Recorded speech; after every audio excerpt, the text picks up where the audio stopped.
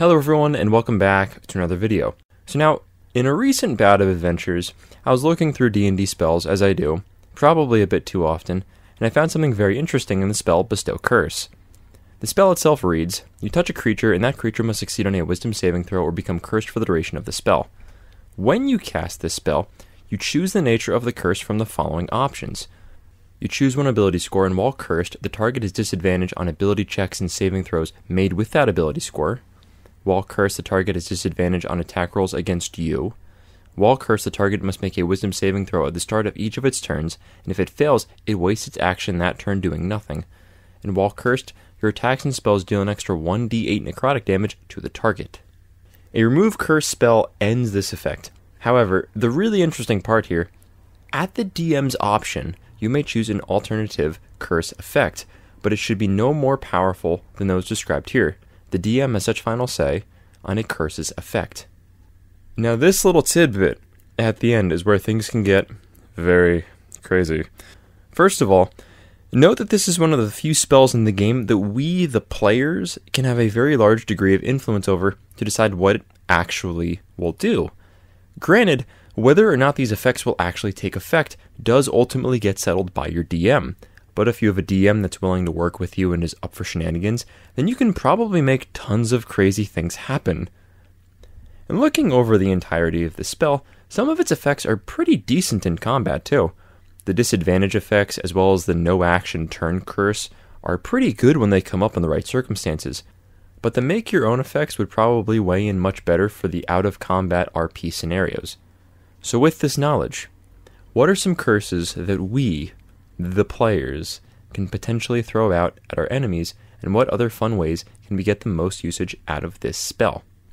If we just start looking at the curses, a majority of them involve hindering our target in some way, making their general existence more difficult, and there's one that even gives you a damage boost against them.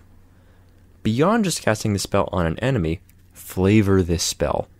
For example, pick the ability score altering curse. Choose one ability score. That target is disadvantaged on ability checks and saving throws made with that ability score. How do you flavor that your target has become cursed? How do you describe this? If you curse a creature with weakness, describe how their muscles shrink and become more emaciated, as they gain disadvantage on their strength checks and saves. As you curse their charisma, describe how they are shifted into a skittering, unsettling monster. A spell can matter so much more when you describe and flavor what its effects do. And personally, I think that if a spell changes some cosmetic aspect of a character or a creature without actually changing its mechanical abilities, then I think it's a great effect. Fey curses are perfect examples of this. Give someone the head of a donkey. Make people mentally foggy as they're convinced that illusions around them are real. Take away someone's voice. Give a character a new flaw. The potential for this spell is nuts. And now I know I talk a lot about the crazy potential of utility spells, but truly, Bestow Curse is crazy. Even too, if you're ever at a shortage of curses, fairy tales and myths are some great sources of ideas. And even too, looking over the further potential of the spell, Bestow Curse is a 3rd level spell. It's not unreasonable to state that a potential curse can be used for the spell effect by gaining inspiration from a different spell of 3rd level or lower.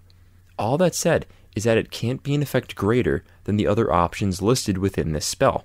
For example, here are some ideas inspired by other spells that could be very fun to use for your own curses based on effects from other spells that would probably not break the caveat or frustrate your DM too much. Chill Touch, a cantrip. The target cannot regain hit points while this spell is in effect. Now granted, this effect only lasts for a round just due to the fact that it's a cantrip. But with lower levels of the casting of Bestow Curse, you have this ability to negate healing done to a target. And that can honestly really clinch a fight, especially too if you keep up concentration.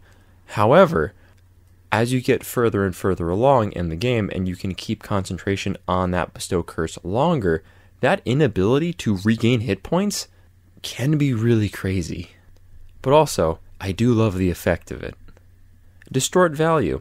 The creature's appearance looks shabby and everything that the character adorns themselves with begins to look crusty and gross over time. And then removing these articles of clothing make them look normal or how they looked before the character adorned them. This is something where this is definitely more of a flavor aspect, Of course, it doesn't physically alter these objects. It just makes it look like they are because of the curse and the nature of the curse. I personally just like the flavoring of maybe this was a curse that you put on a noble that's obsessed with vanity, and then all of a sudden they're realizing that all of their possessions that they had really don't amount to much when everything that they touch turns to filth. Silence. The target is unable to speak. This is one that, depending on who you put it on, can be very powerful. If you put it on a marshal, it might not be too big of an issue. If you put it on a spellcaster, oh boy. And that's another thing too that I really like about the situationalness of curses. You might curse someone and have it do really nothing of use. You can put that same curse on someone else and suddenly it's a world of change. You have a lot of really fun ideas that you can use to base your curses on. And in addition to all of these things that I've come up with, a really fun combination that can lead us further down the rabbit hole is Bestow Curse and Glyph of Warding. Cast Glyph of Warding on whatever object you want, and then cast Bestow Curse with it. Then when a creature interacts with the glyph and sets it off, they get cursed. And this is great for warding off thieves and just general mischief. Kinda like a big magical whoopee cushion. And of course, as you upcast Bestow Curse, the duration of it increases, becoming a spell that lasts until it's undone when you cast it at 9th level. So for someone that's not careful, they can start touching random stuff and then all of a sudden be cursed with a pretty nasty spell. And even too, I've mentioned a lot of different ideas with this spell. It really is one of those kind of creative liberty sort of spells. And just because one effect you want to come up with isn't cool with your DM, it doesn't mean every effect will be banned. However, it does mean that you should run the spell and even some of the potential effects that you would want to include by your DM first. Some curses you'll think up may very well be likely too strong. Work with your DM to figure out what sort of effects and curses they're okay with. But at the same time, don't constantly badger them with this. If your DM isn't feeling the spell, then I wouldn't try to push them with it. And personally, what I would do to clear the spell and potential effects with your DM is aim to make sure you have something of a list of possible effects you'd like to potentially use for RP and even combat if the situation comes up. Letting a DM know this ahead of time might make them feel more comfortable with it and also lead to less arguments and even, having to deal with less retcons. And although I've been singing the praises of the spell, its potential really isn't clear with what you can actually do with it. Hence a lot of the ideas that I've been talking about and, exchanging with this video. But even with its description, there are a lot of questions that could potentially be up to your DM, and depending on what your DM says, this could very easily shift the aspect of power with this spell. For example, let's take Midas. The classic story of Midas, a greedy man that was cursed for everything he touched turned to gold. Everything he loved turned to golden statues. So as a question, would you as a player be able to do something like this or something similar? Imagine if you could create a curse that afflicts not just the target, but anyone or anything the target touches. Would you make a lessened version of that? Maybe not something like gold, because that can be very spammable, and let's be real, if they dispel that, they're going to have an entire room filled with golden objects, and you really don't have much of the point of a curse then. Let's be real too. The initial duration of Bestow Curse is very short. You could give him a Midas curse and then just farm gold for a bit and then get rich. So in this case, very broken. However, what if you made a curse that rusts metal? For example, you use the following. The target's touch rusts metal, and every time the target touches an object, players can see it visibly age.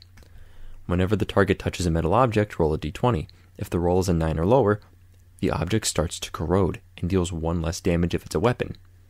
The object starts to corrode and takes 1 corrosion point. If the object has a corrosion point of 3 or lower, the item breaks. Or similar to Midas, your touch turns people into different minerals or materials.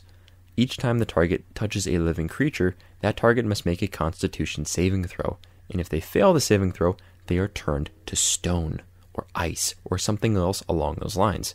Now there's definitely other ways to potentially balance these. For example, the rust touch one. You can further refine it if your DM/you doesn't feel like it's balanced, and for the stone one, you can have a flat DC that isn't your typical spell save DC, making it like a 12 or something. You can possibly even make it similar to the Basilisks or the Medusa's Petrification DC. And with these contagious curses, as I'll refer to them, they might also be the key to creating some of these creatures that we see in the game's lore. Creatures like Vargwiles and Lycanthropes spread their curse to other creatures, cursing them in turn. Knowing what we know about the Bestow curse spell, is it possible that you can curse someone with these same afflictions too? And is it even further to say that this spell is the reason why we have such creatures running around in the lore? Maybe these creatures started off as the victim of a Bestow curse, and then all of a sudden this curse just kept perpetuating until these creatures are pretty commonplace and terrifying. But also, in another aspect to consider, yes, the higher up the Bestow curse, the longer its effect lasts. But also, would you as a DM empower its effects too? The spell description says that the secondary effects of the spell should not be more than the effects above. The spell description says that the secondary effects of the spell should not be more powerful than the basic effects listed. And by assuming that it's of a similar level of a spell we cast, does that apply to upcasted spells? For example, if we were to upcast Bestow Curse, would we say its alternate effects then could be as strong as a different spell of that same level? As this spell becomes more powerful, it would have to potentially compete with spells like Wish and True Polymorph and many other world-altering spells. Would Bestow Curse's effect get stronger as you upcast it in your games or not? And now, switching gears here, lore-wise, this does make an interesting point when we look at the spell. Characters can only be afflicted by one Bestow Curse spell at a time. And that's just how spells work. A character can only be under the effects of one unique magic effect at a time. So if a character is already under the effect of a Bestow Curse, they can't be under the effect of another Bestow Curse. It's kind of like how you can't double haste a creature. You can only place them under the effect of the haste spell once. So if a character is already under the effect of some kind of curse and someone new tried to curse them with this spell, it wouldn't take effect, unless that new curse is cast at a higher level than the one previously cast. And even starting the game with a cursed character sounds like a really cool concept, honestly. As a player, you have a character that's been afflicted with a Bestow Curse spell, and your character goes on an adventure to try and figure out how to undo the curse. The story basically writes itself. Maybe the nature of the curse is like Sophie's in Howl's Moving Castle, where part of the curse isn't just turning into an old lady, but also preventing her from talking about the curse either. This making the very action of breaking the curse or finding a to break the curse that much harder. The reveal for this character's curse can even be jaw-dropping too. Let's say your party is fighting a bunch of cult fanatics that are trying to curse the party at every turn in combat, but yet, each time they try to use that spell on your character, you're unaffected for some reason. The magically inclined might know the magical effects cannot be cast on someone that's already under the effect of them, and put two and two together, or possibly a detect magic spell might allow your party members to see what stuff is really going on with your character. But of course, you can just throw subtlety out the window and just have a character that is obviously cursed. Like if they were cursed to have a butt for a head that squeakily farts whenever that character does something that the person that put the curse on them didn't like. So congratulations, players.